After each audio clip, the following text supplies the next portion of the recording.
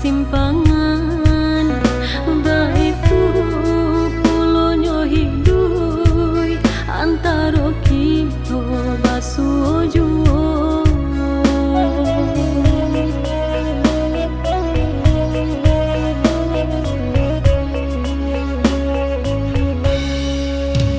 Luko carilah pau benyo buliana lakeh cegaknyo usah dilaruikan juo takut iba tambah parah jadinyo.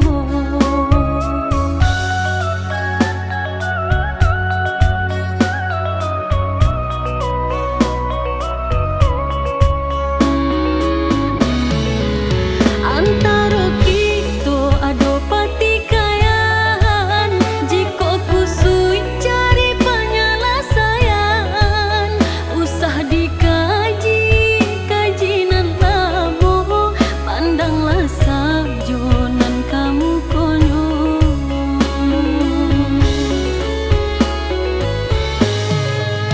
Jika nyoka ruah mangko dipajani buliah nak sanang antaro kita jika dandam nan dipaturuikan sampai pabilo kita batikayan.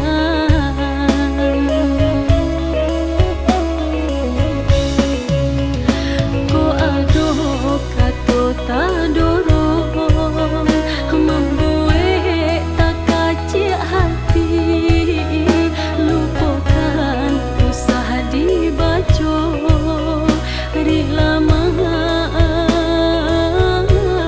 nan diberi.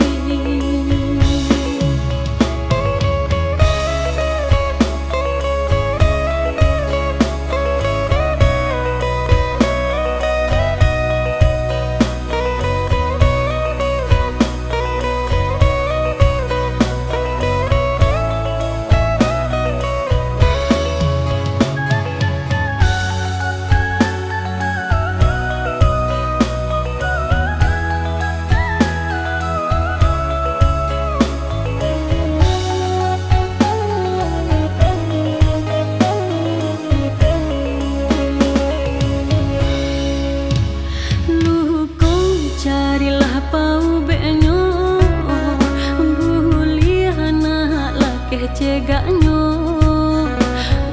usah dilaruikan juo takut iba tambah parah jadi